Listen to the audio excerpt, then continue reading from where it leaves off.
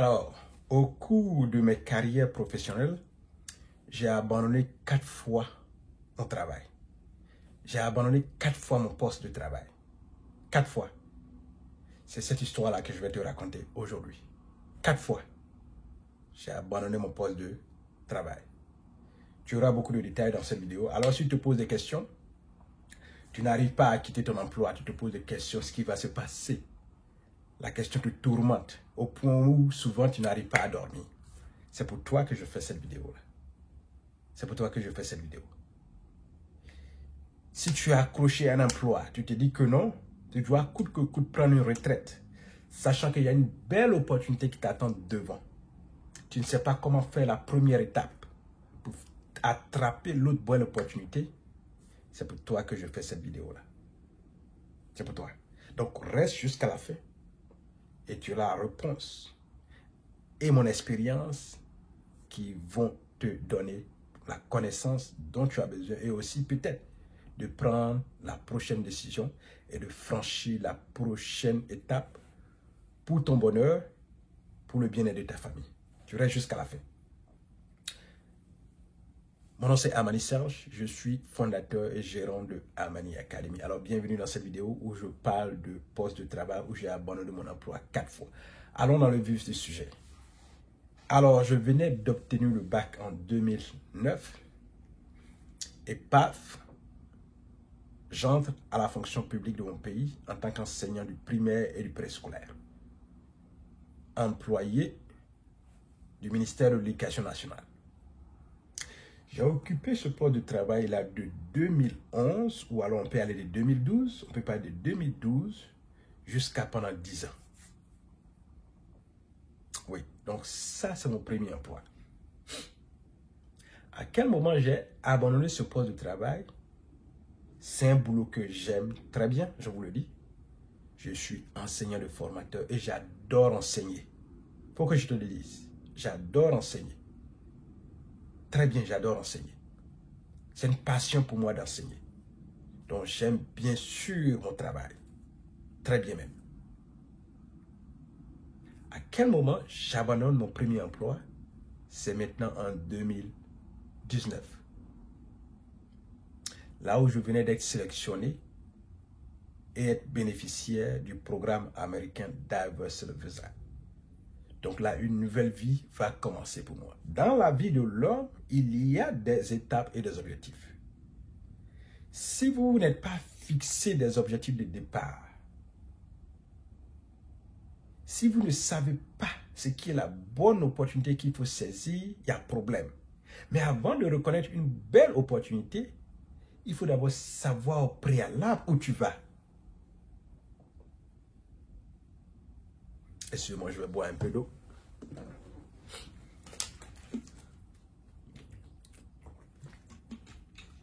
Je le dis. Donc, la première étape, c'est de se tracer un chemin. Et quand je parle de chemin, ici, ce sont les objectifs, dans mon cas. Il y a des gens qui naviguent sans boussole. Les objectifs sont la boussole qui doit vous orienter. Ce sont des guides. Cela nous aide à apprécier une situation à sa juste valeur. De savoir est-ce que je dois la saisir ou alors est-ce que je dois la laisser passer. Pour mon cas, c'est ça. Donc, chaque année, j'ai des objectifs. Je te montre déjà les objectifs pour 2025. Voici mes objectifs de 2025 qui sont là. Ici. C'est un ensemble de 12 objectifs pour 2025. Et chaque année, c'est ce que je fais. Donc, c'est comme une autoroute pour moi. Je reconnais à partir de là, ça va me permettre de reconnaître la belle opportunité à saisir ou alors l'opportunité qu'il faut laisser aller. Donc, toute la vie de l'homme, c'est ça. Il y a la mission. Vous devez définir votre mission personnelle. À côté de votre mission personnelle, vous devez avoir des objectifs qui vont vous amener à réaliser la mission personnelle. Autour de votre vision. Parce que la mission personnelle, c'est la vision. C'est ce à quoi vous aspirez. Et les objectifs vont venir vous aider à concrétiser ou à réaliser la vision ou la mission personnelle. Mais si vous naviguez comme ça, sans boussole, il y a problème. Il sera difficile de reconnaître l'opportunité à saisir et l'opportunité à laisser aller. Donc, pour mon cas, j'ai des objectifs. Donc, à chaque fois, puisque les objectifs sont prédéfinis, ça m'aide à franchir ou à saisir l'opportunité que je trouve meilleure pour l'étape suivante. Donc, enseignant du primaire et du préscolaire pendant 10 ans, déjà, après le bac, j'avais manifesté déjà le désir d'étudier déjà à l'étranger. Là où je me suis fait arnaquer une fois avec les programmes de bourse d'études. Donc, étant enseignant, je continuais déjà mes études universitaires. Donc, étant sélectionné pour le programme Diversity Visa, ce programme, la sélection ne vient que confirmer l'objectif que je me suis assigné. Donc, du coup, c'est facile pour moi de la saisir parce que c'est ça. Parce que c'est là que j'ai tracé le chemin. Donc, l'opportunité arrive, alors je la saisis. Alors, donc, j'abandonne mon premier emploi qui est enseignant du primaire et scolaire après 10 ans pour maintenant immigrer aux États-Unis. Alors, j'arrive en septembre 2019. Mon premier emploi que je saisis, c'est dans le nettoyage. Donc, je quitte mon poste d'enseignant primaire préscolaire à la fonction publique. J'arrive, je m'engage dans une entreprise de nettoyage. Alors, j'ai pratiqué cette activité en cherchant l'opportunité suivante. Quand j'étais dans l'activité, déjà, je prenais des renseignements.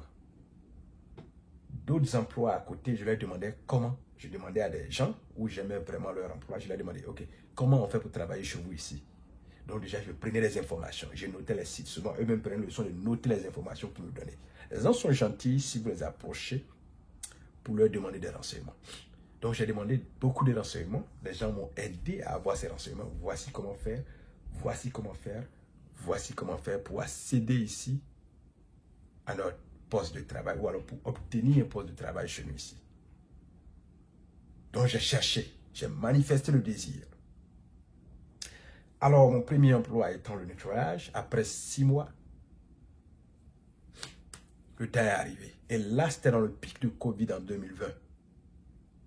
Alors, l'opportunité arrive, je rends mon badge, j'ai postulé, sachant que j'avais déjà postulé à l'emploi prochain où je devais partir.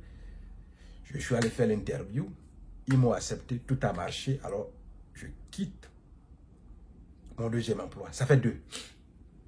Et là, maintenant, je vais dans un autre emploi. J'arrive, j'aime vraiment le boulot qui est vraiment éloigné de mon lieu d'habitation. Et là, maintenant, dans un territoire nouveau, j'ai besoin de voiture pour aller au travail. Vous voyez? Donc, effectivement, toutes les conditions sont réunies. Je me trouve une voiture 10e main. Allez, c'est ce que je prends pour faire le trajet journalier pour aller au travail. Et ce troisième emploi était à temps partiel. Donc, 4 heures de travail par jour et 5 jours dans la semaine. Temps partiel. Voilà, donc la formation a été vraiment très courte, rapide et papa, je deviens au travail. Vous comprenez? J'ai occupé cet emploi environ 3-4 mois puisque j'avais commencé en avril généralement. Voilà, j'avais commencé en avril. Et un peu plus de 4 mois après, je vous ai dit que ce premier emploi est à temps partiel. Donc, je jump encore dans un autre emploi à temps partiel. Donc là, ça me fait 2 emplois à temps partiel. Mais sans laisser l'emploi à temps partiel que j'occupais. Voilà, donc je poursuis dans une autre entreprise à temps partiel. Donc là, ça me fait 2 emplois à temps partiel. Combiné de 2, ça me fait maintenant full-time, temps plein. Parce que 2 temps partiels maintenant, il faut obtenir maintenant les temps pleins. Maintenant, dans les 2 cas, il y avait des heures supplémentaires. Donc, je pouvais postuler à des heures supplémentaires pour pouvoir augmenter aussi le volume de mon paycheck, le volume de ma paye, je veux dire. Voilà. C'est ce que je faisais. Maintenant, le deuxième emploi à temps partiel que je venais d'occuper, je n'ai pas duré. J'ai fait seulement 1 mois. Pourquoi? Je vous raconte. Il y avait un manque de respect dans cette entreprise-là. Donc, après 1 mois, j'ai vraiment abandonné. Et avant d'abandonner, voilà ce que je dis à mon superviseur. En fait, j'étais si loin de mon lieu de travail qu'il fallait conduire plus de 30 km pour aller au travail.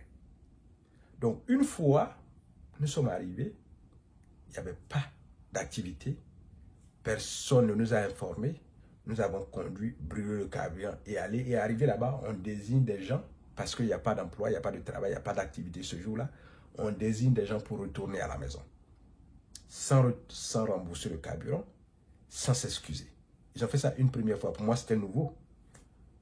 Deuxième fois, cela est arrivé.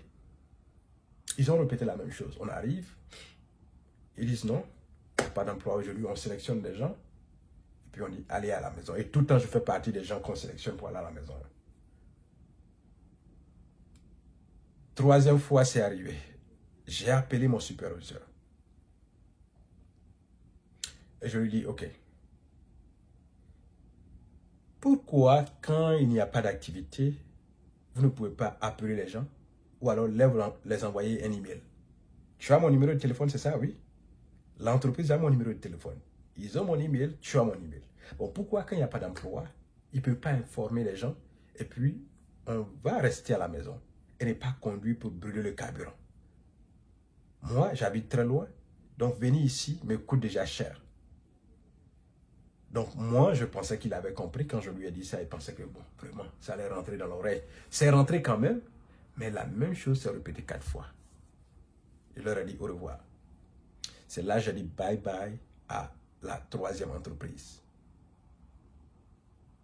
Oui. Bon, c'est la quatrième maintenant. Hein. C'est la quatrième qui est là. Voilà, c'est la quatrième. Puisque j'avais, j'occupe toujours la troisième qui est à temps partiel. J'occupe ça. C'est l'autre nouvelle entreprise, quatrième là, qui est la troisième que je viens de laisser maintenant, après 1 mois d'activité. Donc j'abandonne et après, ils m'envoient des messages pour revenir et tout ça. Je n'ai même pas répondu à un seul de leurs messages. Parce que pour moi, c'est un manque de respect. Ce n'est pas seulement à moi seul qu'ils font ça. Ils font ça à beaucoup de personnes. Mais moi, je vous le dis, d'abord, je me respecte. Donc, je veux que les autres me respectent. C'est un principe de vie. C'est un principe. Donc, j'ai quitté cette troisième entreprise. Ils ont fait 1000 fois pour que je revienne. Mais à aucun moment, je n'ai répondu à leur appel ou à leur message vocal ou email. J'étais parti, c'est fini. Je n'aime pas le manque de respect. Donc, voici comment j'ai quitté mon troisième emploi. L'autre, je l'occupe encore à temps plein. À temps partiel, pardon. Donc, je l'occupais quand je postulais encore d'un autre emploi, pour un autre emploi, à temps plein. Donc, ça avait fait temps partiel et temps plein. Et comme c'est des entreprises partenaires, c'est-à-dire je travaille dans l'entreprise mère, et puis l'autre entreprise, c'est les contractuels. Et ils rendent service à l'entreprise mère. Donc, je travaille pour l'entreprise mère et j'ai postulé sur l'entreprise contractuelle. Vous comprenez? Donc, du coup, que fait mon manager? Mon manager a remarqué que ma performance au niveau de l'entreprise mère a commencé à diminuer. Donc, dans les renseignements, elle a compris que je travaillais pour aussi l'entreprise contractuelle. Puisque souvent, c'est des heures. Dès que je finis ici, je prends l'autre voiture et puis je suis en train de continuer là-bas. Donc, c'est dans le même environnement. Donc, les gens peuvent me voir et souvent et souvent. Donc, elle m'appelle, elle me convoque. Elle dit qu'elle a constaté que mon rendement a baissé. Et qu'elle a aussi vu que je travaille chez l'autre entreprise. Elle dit que je dois faire un choix. Je suis surpris d'entendre cela. Il dit, mais le choix que je dois faire, ça vient d'où? C'est l'entreprise qui dit que quand c'est comme ça, il faut faire un choix, ou bien ça vient de toi, c'est toi qui décides que je dois faire un choix. Elle dit non, c'est comme ça, tu dois faire un choix, tu ne peux pas garder les deux entreprises. Elle dit, mais c'est deux entreprises différentes. Tu reconnais que c'est deux entreprises différentes? Elle dit oui, mais tu dois faire un choix. Elle dit ok, pour moi, ça ne sera pas facile, ça ne sera pas vraiment compliqué de faire un choix. Si c'est moi que tu attends, c'est pas vraiment facile pour moi de faire un choix. Elle a dit ça, je lui ai dit, ok, j'ai compris, je ferai le choix. 2 jours après, je suis revenu, je lui ai dit que je quitte l'entreprise, là où je travaille. Pour elle, quand elle me disait de faire un choix, elle pensait que j'allais laisser l'autre et rester là où je suis. Je lui ai dit, non, je ne travaille plus ici. Je ne travaille plus ici. Je fais le choix. C'est très simple. Donc, j'ai quitté, voici comment je viens de quitter mon 4e poste de travail. Ça fait 4 maintenant. 4. Et là, quand j'ai quitté, que je travaille pour l'autre entreprise m'a continué de m'appeler. Qu'est-ce qui s'est passé? Ils veulent savoir. Je leur ai dit, demandez à votre manager. Je lui ai dit, pour moi, ça ne pose aucun problème. Je leur ai expliqué, pour moi, ça ne pose aucun problème que je travaille ici et ici. Puisque pour moi, c'est 2 entreprises différentes. Et c'est 2 contrats différents que j'ai signés. Elle m'a demandé de faire un choix. Alors, j'ai fait mon choix. Je quitte votre entreprise, je travaille sur l'entreprise contractuelle. Très simple. Alors, ça fait 4 emplois que j'ai quittés. Maintenant, je continuais ce 5e emploi. J'ai fait ça pendant 5 à 6 mois. Et puis, un moment est venu, par amour personnel,